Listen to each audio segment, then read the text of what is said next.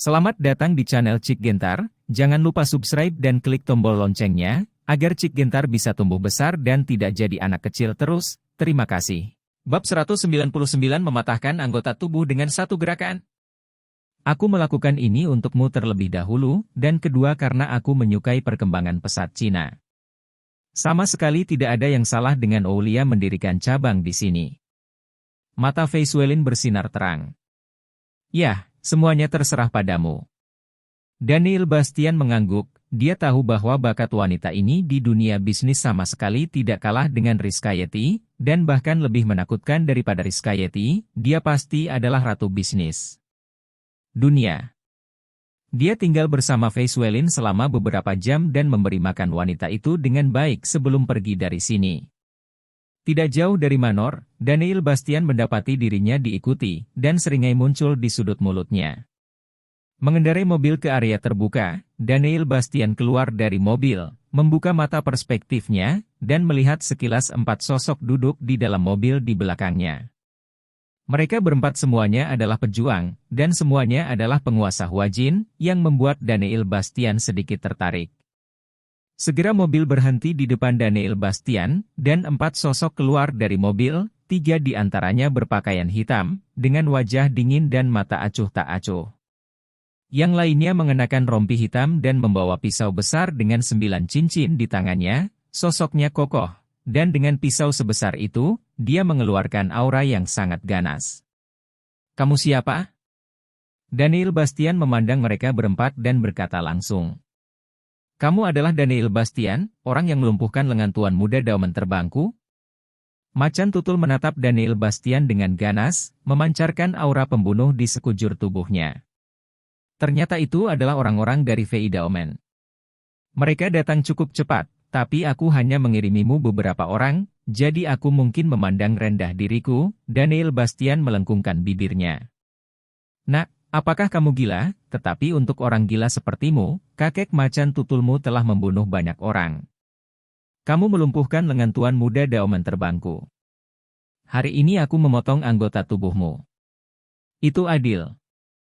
Seperti yang dikatakan macan tutul, pisau panjang di tangannya menjentikan, dan 9 cincin di atasnya bergemerincing, dan aura pembunuh yang mengerikan menyebar dari macan tutul, jelas membunuh banyak orang. Ada banyak orang yang ingin memotong anggota tubuh saya. Kamu bukan yang pertama, juga tidak akan menjadi yang terakhir. Kata Daniel Bastian acuh tak acuh. Cukup sombong, biarkan kakekmu macan tutul melihat apakah kamu memiliki kekuatan hari ini, dan berikan padaku. Teriak macan tutul dengan marah, dan tubuh ketiga tuan pada tahap awal transformasi di sampingnya melesat seperti anak panah meninggalkan tali. Muncul di depan Daniel Bastian seperti kilat. Mereka bertiga memegang pisau kecil di tangan mereka dan melambaikannya pada Daniel Bastian. Daniel Bastian menyipitkan matanya, mengayunkan tubuhnya, menghindari serangan ketiganya, lalu ketiganya menyerang lagi, dan ketiganya jelas bekerja sama satu sama lain, menyerang Daniel Bastian dalam 3 arah. Menarik, tetapi tingkat kekuatan ini tidak cukup. Daniel Bastian mendengus dingin, dan melemparkan tinjunya, segera menghancurkan pisau di tangan mereka berdua. Tinju itu sangat kuat sehingga mereka mengejutkan mereka berdua lagi dan lagi mundur. Orang ketiga mengambil kesempatan untuk menusuk dada Daniel Bastian dengan pisau kecil di tangannya, dan senyum dingin muncul di sudut mulutnya, tetapi senyumnya membeku di detik berikutnya. Saya melihat bahwa setelah pisaunya menusuk dada Daniel Bastian, dia tidak dapat menembusnya lagi, seolah-olah pisaunya sendiri telah menusuk sepotong baja. Ledakan! Daniel Bastian meninju, memukul wajah lawan, dan mengirimnya terbang, setengah dari wajahnya tenggelam. Melihat ini, macan tutul menjadi marah, berteriak keras, berubah menjadi Caetah asli dan bergegas mendekat, memegang pedang 9 cincin dan menebas Daniel Bastian dengan keras. Pisau itu mengandung kekuatan yang menakutkan, pisau ini cukup untuk membunuh Daniel Bastian. Dan batu retak. Namun, senyum rahasia muncul di sudut mulut Daniel Bastian, dan dengan lambaian satu tangan, 2 jari menangkap pedang 9 cincin lawan. Macan tutul itu tertegun di tempat dengan kekuatan dan kekuatan pedang 9 cincinnya, bahkan Master Energi Puncak mungkin tidak dapat menghentikannya, tetapi anak ini menangkapnya hanya dengan 2 jari di kepalanya. Nima, apakah ini lelucon? Ini, bagaimana mungkin? Macan tutul tercengang, kaget. Sejak dia melangkah ke alam saat ini, tidak ada yang bisa memblokir pedang 9 cincinnya dengan 1 tangan, apalagi 2 jari, yang sama sekali tidak ilmiah. Minum. Macan tutul itu meraung dengan marah, kekuatan di tubuhnya melonjak, dan pedang 9 cincin mengeluarkan suara dentang, dan 9 cincin di atasnya bergetar hebat, mencoba membelah tangan Daniel Bastian. Namun, 2 jari Daniel Bastian mencengkeram pedang 9 cincin macan tutul itu dengan erat seperti penjepit besi besar, mencegahnya bergerak. Pisau, ya, tapi sayang sekali kekuatannya terlalu buruk. Daniel Bastian berkata dengan ringan, nadanya penuh dengan dominasi dan arogan, dan bahkan lebih tidak terkendali. Klik. Kemudian Daniel Bastian memutar kedua jarinya, dan pedang bercincin 9 itu segera dipotong oleh kedua jarinya, membuat suara pecah yang tajam dan menusuk. Ini. Melihat pemandangan ini, macan tutul benar-benar terkejut, pupilnya melebar. Kamu ingin memotong anggota tubuhku, kan?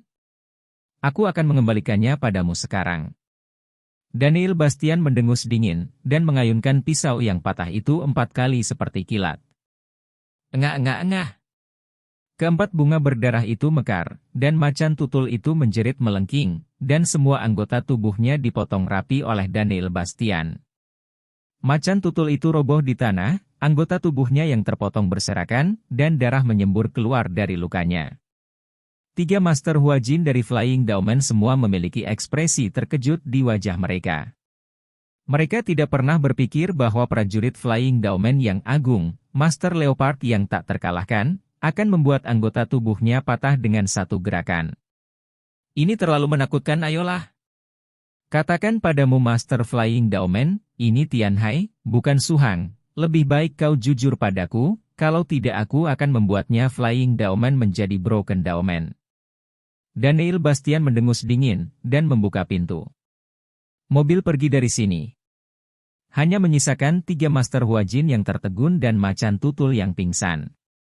Duduk di dalam mobil, Daniel Bastian mengerutkan kening, dia terus-menerus diprovokasi oleh berbagai orang akhir-akhir ini, yang juga membangkitkan niat membunuh yang tersembunyi di tubuh Daniel Bastian. Itu sebabnya dia tidak berbicara omong kosong sekarang, dan dia memotong anggota tubuh lawan sekarang, hanya untuk memberi mereka peringatan keras dan memberitahu mereka bahwa dia tidak mudah dipusingkan. Ponsel Daniel Bastian tiba-tiba berdering, dan ketika dia membukanya, itu adalah milik gadis Long Qianqian itu. Hei, apa yang Nona Long cari dariku? Apa? Begitu. Daniel Bastian menyipitkan matanya, menutup telepon, dan matanya bersinar terang. Hari berlalu dengan cepat, malam tiba, dan malam menyelimuti langit berbintang. Di Tianhai, di luar gudang di dermaga Shuidu, ada beberapa pria berdiri di sekitar dengan senjata di tangan. Bab 200. Tak lama kemudian 3 mobil Mercedes-Benz melaju dan berhenti di luar gudang, langsung membangkitkan kewaspadaan orang-orang itu. Pintu mobil dibuka, dan Long Yun keluar bersama Ding Shan dan 7 atau 8 pria berbaju hitam. Di mana He Yao? Long Yun menatap orang-orang ini dengan acuh tak acuh. Pintu gudang dibuka, Tan Yun keluar, menatap Long Yun, dan berkata, ternyata Tuan Long datang ke sini secara pribadi. Senang bertemu denganmu. Pemimpin kami ada di dalam, tolong. Long Yun dan yang lain masuk ke gudang masuk.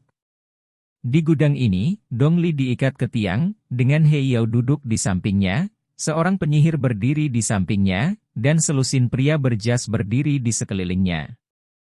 Tuan Long, saya tidak berharap melihat Anda di sini. He Yao menatap Long Yun dengan senyum di wajahnya. Masalahnya ada di sini, biarkan dia pergi. Long Yun memandang He Yao dengan dingin, dan dengan lambaian tangannya, Ding Shan di belakangnya mengeluarkan sebuah kotak, membukanya, dan ada cakram Blue Stone di dalamnya. Melihat cakram Blue Stone, tatapan aneh melintas di mata He Yao, dan dia meludahkan, tampaknya Tuan Dong masih sangat peduli pada putranya, saya tidak berharap untuk membawa cakram Blue Stone, ya, taruh itu pergi orang. Segera, Penyihir berjalan ke Dong Li, memotong tali di tubuhnya, mengawalnya dan berjalan menuju Long Yun, dan Na Dingshan juga datang dengan cakram Blue Stone. Tepat ketika kedua belah pihak hendak melakukan transaksi, pintu gudang tiba-tiba terbuka, dan sekelompok orang berpakaian hitam dan wajah bertopeng bergegas masuk sambil memegang senjata. Satu demi satu peluru datang, dan segera beberapa orang di gudang terkena peluru dan jatuh ke tanah. Tidak, ada penyergapan untuk melindungi pemimpin. Wajah Tan Yun berubah dan dia berteriak. Bajingan, tangkap Dong Li dan ambil kembali cakram Blue Stone. He Yao tampak marah, berteriak, dan mengelak ke samping. Pada saat ini, ekspresi Long Yun juga berubah. Melihat penyihir itu hendak membawa Dong Li pergi, dia melangkah maju dan membanting dengan telapak tangannya. Kekuatan mengerikan itu menjatuhkan penyihir itu, dan menarik Dong Li ke samping. Flash away.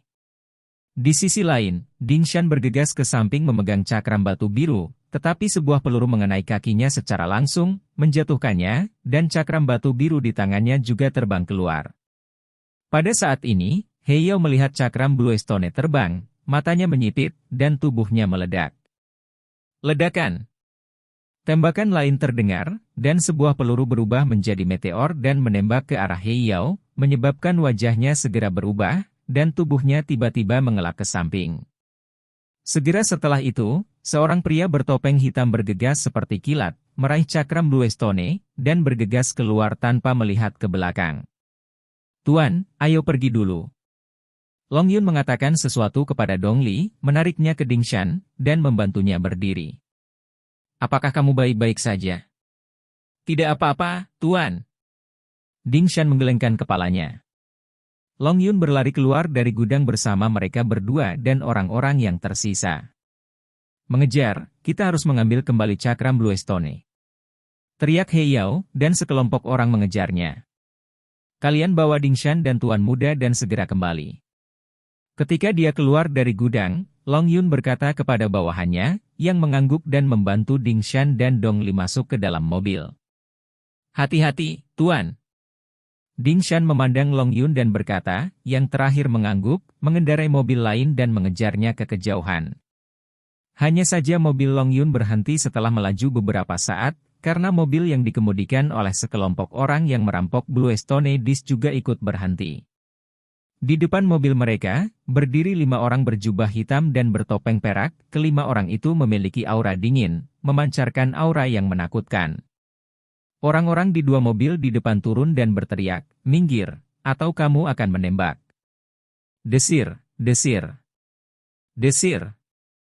Detik berikutnya, kelima sosok itu berkedip seperti hantu, benar-benar kehilangan bayangan mereka di malam yang gelap. Kemudian terdengar suara dan darah berceceran, dan orang-orang di kedua mobil itu semuanya tewas tanpa ada kekuatan untuk melawan. Setelah menonton adegan ini, mata Long Yun membeku, dan ekspresinya sedikit bermartabat.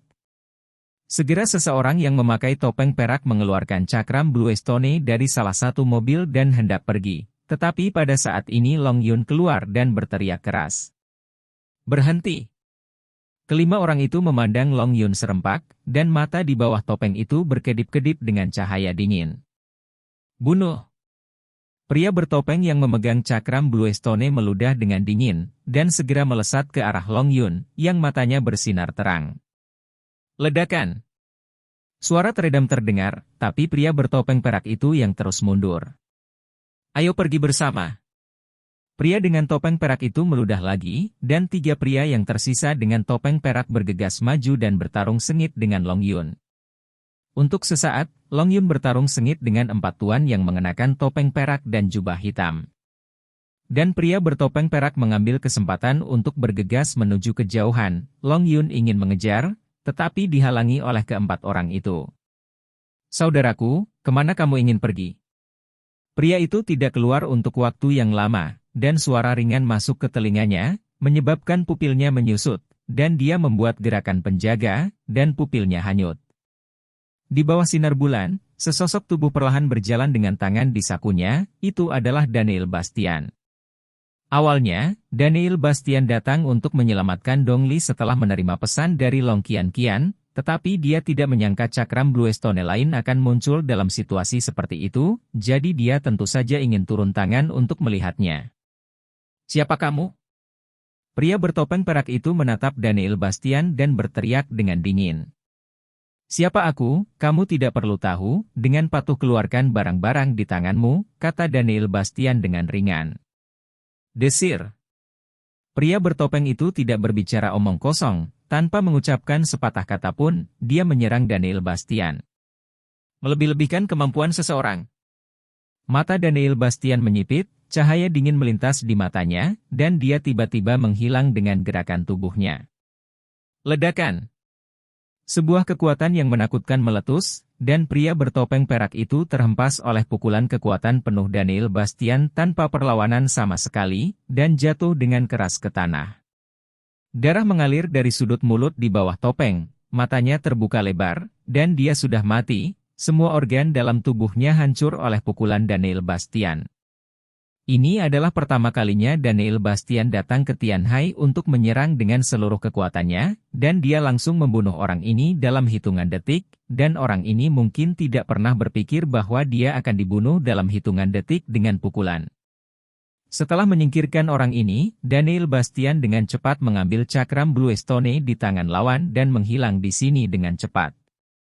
Kurang dari 1 menit setelah dia pergi, tubuh Long Yun muncul di sini melihat mayat yang tergeletak di tanah. Dia melangkah maju untuk memeriksanya, matanya membeku, dan ekspresi kaget melintas di matanya. Segera, matanya mencari-cari, tetapi tidak ada cakram Bluestone.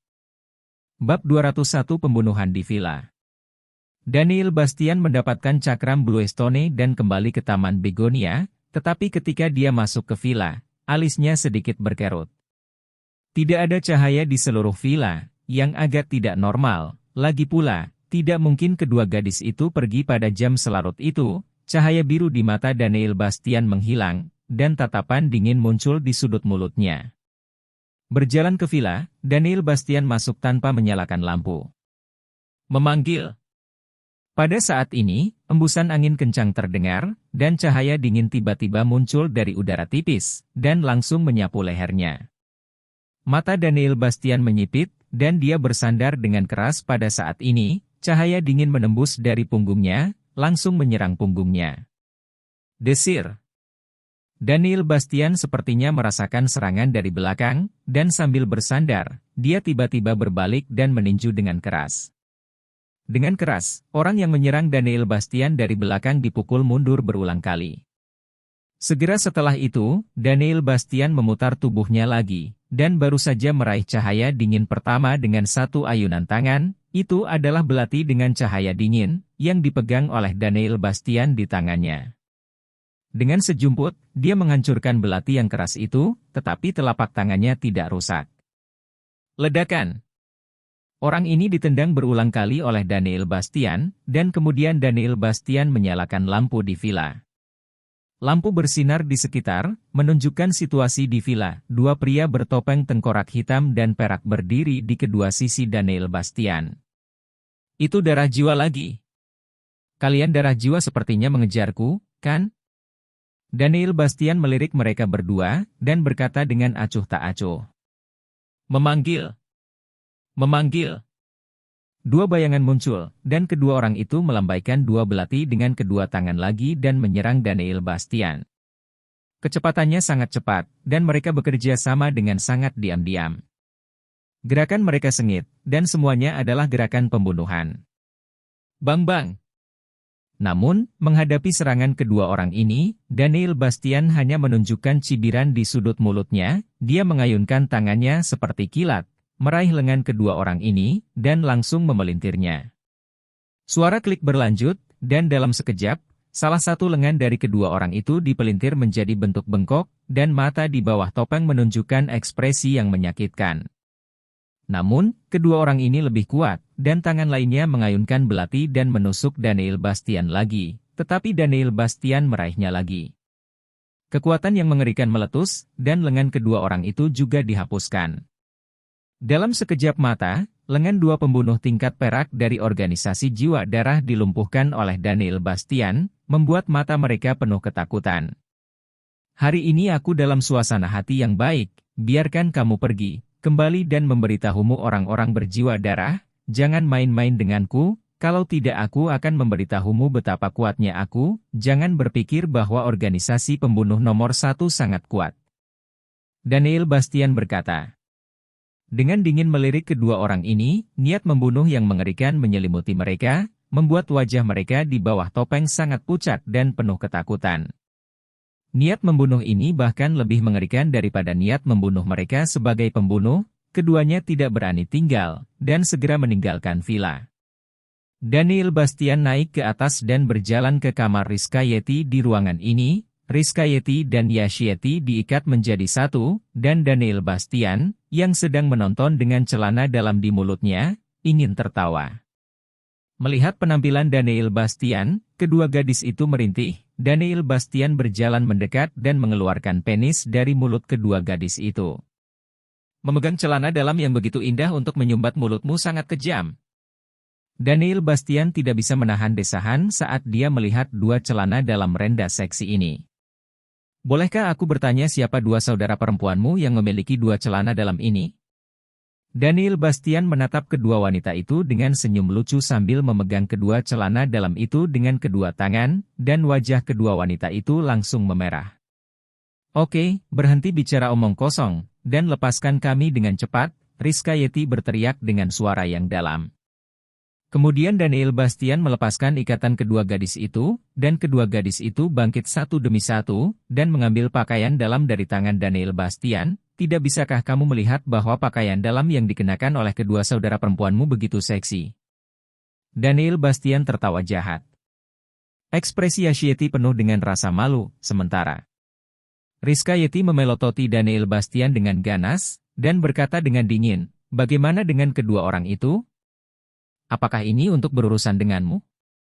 Ekspresi Rizka Yeti berubah, dan ekspresi terkejut muncul di matanya. Ya, tapi kamu tidak perlu khawatir, tidak ada yang salah, kata Daniel Bastian dengan ringan. Kakak ipar, siapa yang telah kamu sakiti, sehingga kamu ingin mengirim seorang pembunuh untuk berurusan denganmu? Yashieti memandang Daniel Bastian dengan heran. Daniel Bastian membelai rambutnya, dan menghela nafas, itu normal bagi seseorang setampan aku ingin seseorang membunuhku. Segera, Yashieti dan Rizka Yeti menatap Daniel Bastian dengan congkak, dan mengusirnya. Daniel Bastian tersenyum, kembali ke kamarnya dengan cakram Blue Stone, dan mulai mempelajari cakram Blue Stone. Saya tidak tahu bahan apa yang membuat seluruh cakram itu, sangat keras, dan ada berbagai pola kuno dan misterius di atasnya, tetapi Daniel Bastian tidak dapat melihat apa itu. Selain itu, matanya yang menerawang tidak dapat memainkan peran apapun. Cakram batu biru ini tidak terlihat sederhana, jika tidak akan banyak orang yang ingin memperjuangkannya, tetapi dia masih tidak tahu apa fungsi spesifik dari batu biru ini. Dis adalah saat Daniel Bastian sedang mempelajari cakram Blue Stone, Long Yun berjalan di Villa Dong Bastiantian. Long Yun benar-benar ingin berterima kasih kali ini. Jika bukan karena kamu, Lier mungkin tidak bisa kembali. Aku akan memberinya biaya pengobatan untuk saudaramu yang terluka. Dong Bastiantian menatap Long Yun dan dikatakan, saudaraku, ini yang harus aku lakukan, tapi sayang cakram Blue Stone tidak diambil kembali dan direnggut oleh orang misterius, kata Long Yun. Pria misterius. Dong Bastiantian terkejut. Long Yun mengangguk dan menceritakan apa yang terjadi sebelumnya. Satu pukulan dapat menghancurkan jeroan seorang master yang berada di puncak transformasi energi. Tampaknya kekuatan orang ini setidaknya sempurna, dan dia bahkan telah mencapai keadaan energi bintang. Kapan orang kuat misterius seperti itu muncul di Tianhai? Saya juga datang ke sini untuk dis Blue Stone. Dong Bastiantian menyipitkan matanya, memancarkan cahaya terang. Kecuali orang ini, sekelompok orang yang memakai topeng perak juga sangat mencurigakan. Saya curiga mereka adalah orang-orang di belakang geng batu hitam, kata Long Yun. Itu benar, dengan kemampuan dan kekuatan He Yao, tidak mungkin dia memiliki keberanian untuk menyerang putraku. Pasti ada kekuatan yang kuat di belakangnya. Itu juga mencurigakan. Dong Bastiantian menggosok Pelipisnya dengan kedua tangan, dan berkata, sepertinya semakin banyak orang yang diam-diam ingin mendapatkan cakram Blue Stone. Long Yun, kamu diam-diam melacak keberadaan cakram Blue Stone ini. Ya, saudara. Long Yun mengangguk dan berjalan keluar.